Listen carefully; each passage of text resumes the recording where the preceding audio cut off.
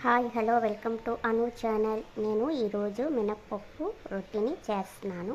దానికి కావాల్సిన పదార్థాలు: రుబ్బిన మినప్పప్పు పిండి, అందులో దానికి సరిపడా సాల్ట్ వేసుకొని, ఈ ఉల్లిపాయలు, తరిగిన ఉల్లిపాయ ముక్కలు, పచ్చిమిర్చి, అల్లం, జీలకర్ర అన్నీ వేసుకొని బాగా కలిపి ఒక అరగంట సేపు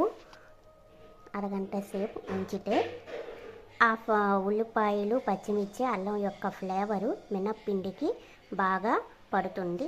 దానివల్ల రొట్టె అనేది ఎంతో అంత టేస్ట్గా ఉంటుంది. మళ్ళీ రొట్టె వేసేటప్పుడు మీకు వీడియో తీసి పెడతాను. ఈ వీడియో కానీ నచ్చితే లైక్ చేయండి, షేర్ చేయండి, సబ్స్క్రైబ్ చేయండి. మనం ముందు చెప్పుకున్నట్లుగా మినప్పిండిలో ఉల్లిపాయలు, పచ్చిమిర్చి, అల్లం, జీలకర్ర అన్నీ వేసి బాగా కలిపిన తర్వాత ఒక అరగంట తర్వాత ఇలాగా నానబెట్టిన పిండిని ఇలాగా రొట్టె వేసుకోవడానికి రెడీ అయినట్లు అన్నమాట. ఇప్పుడు పొయ్యి వెలిగించి కళాయి పెట్టి అందులో ఆయిల్ వేసి, ఆయిల్ బాగా మరిగాక ఆయిల్ అనేది బాగా వేడెక్కాలి. ఎంత బాగా వేడెక్కితే రొట్టె అంత బాగా వస్తుంది.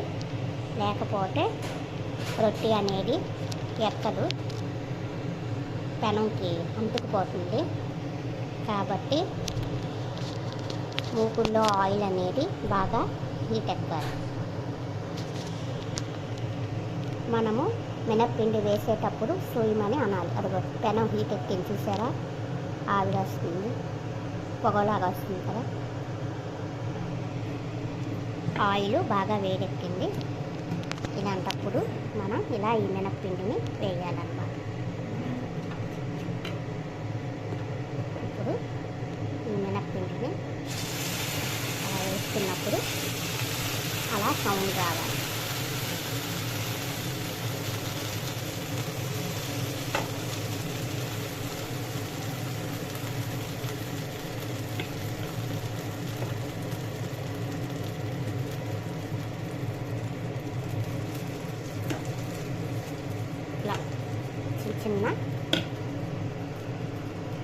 చిన్న బొంగరాల్లాగా ఇలా 3 గరిట్లు వేసుకుంటే సరిపోతుంది.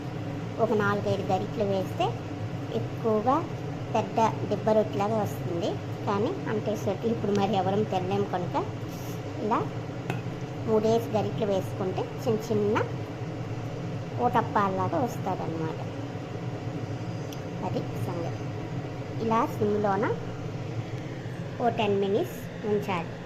ఉంచిన తర్వాత దాన్ని రొట్టెని తిరగలు వేస్తే ఎర్రగా కనిపిస్తుంది అన్నమాట. మళ్ళీ 5 మినిట్స్ ఉంచాలి. అలా ఉంచితే అప్పుడు రొట్టె రెడీ. 10 మినిట్స్ తర్వాత తిరగలు వేస్తున్నాను చూడండి.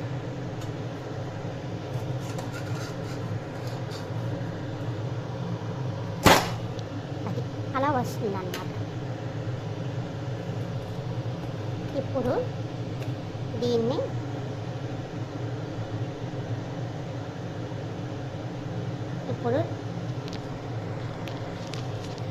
మరొకసారి కొంచెం ఆయిల్ చుట్టూ వేసుకోవాలి.